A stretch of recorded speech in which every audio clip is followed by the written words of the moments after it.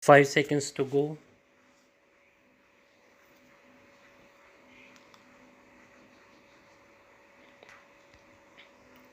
Start. One of our state which in comparison to others is more prosperous is Punjab, where there is hardly any big plant, but there are plenty of small industries. Some states which are full of big plants are low down in the scale of per capita income in spite of the development of industry because agriculture is not developing. So I beg of you to think a great deal more about developing agriculture and as a part of the program of land reform. That program must be completed. After 60 years of independence, our program of land reform has not been fully implemented for various reasons and because of various pressures. This must be borne in mind. I hope you all realize that this business of planning of development is not a thing for each state to do by itself or by the center alone.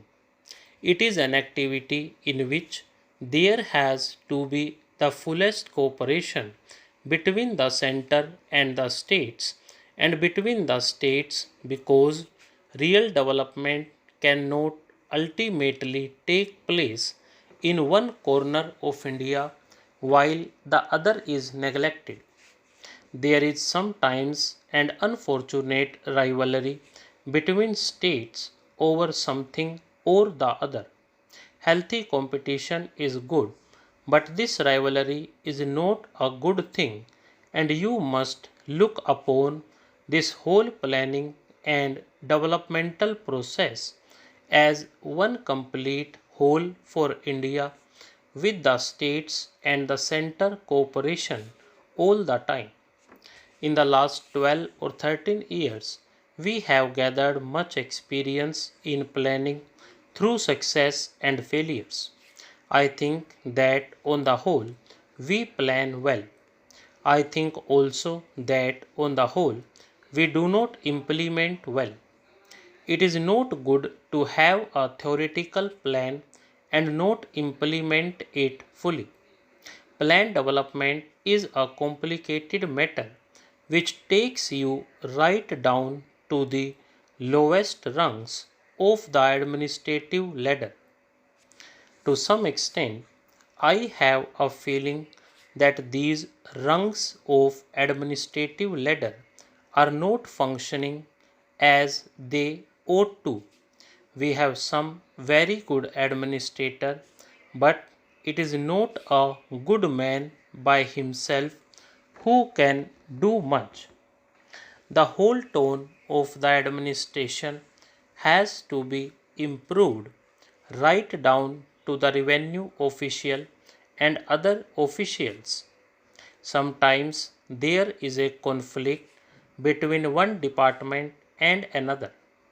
Therefore, each state has to tone up its administration and ministers have to give little more time to administrative work. One of the things we have learnt from planning these last few years, and this has been stressed in the third plan report, is the need for perspective planning. You cannot plan for a year or even for 5 years. You have to think 20 years ahead and work up to those objectives. What happens is that we plan for 5 years as if we are going to start a new scheme of things at the beginning of every plan. There is no such thing. Planning is a continuous process. If you have got to do something in the fourth plan, you have to begin here and now, not of course spending large sums of money, but still laying the foundations for it so that when the time for the fourth plan comes, it assured of a good start. We lose much time in the initial stages on any project. This is totally unnecessary. Therefore, I think in your agenda there is provision for the preparation of the fourth plan. Those arrangements must proceed now in the middle of the third plan. In the notes supplied to me, I remember to have read a statement that we are now in the middle of the 55 years of planning since independence. 55 years is an adequate time, and therefore half of this period is a good time to make an appraisal of the situation. I would beg of you to remember that although what you have already done is important, it is not very important by itself. An old factory or factories or something else you put up, you have to go to the roots of the economic problem. The roots lie in agriculture and the enormous material in the form of 950 million or more people. The other most important things is training the people apart from top level scientists, technicians, engineers, etc. And we are getting more and more of them now. General training for the masses engaged in agriculture is necessary. That leads you to mass education. Education has no doubt increased. Unfortunately, I have heard that in some states the emergency has led to a slowing down in the rate of expansion of education. That I think is tragic.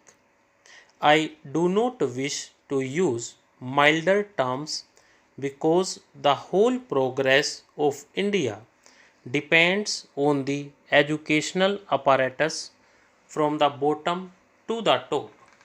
These are some of the things I should like you to bear in mind. We cannot neglect education in case because with that rests the future of the Indian people. Stop.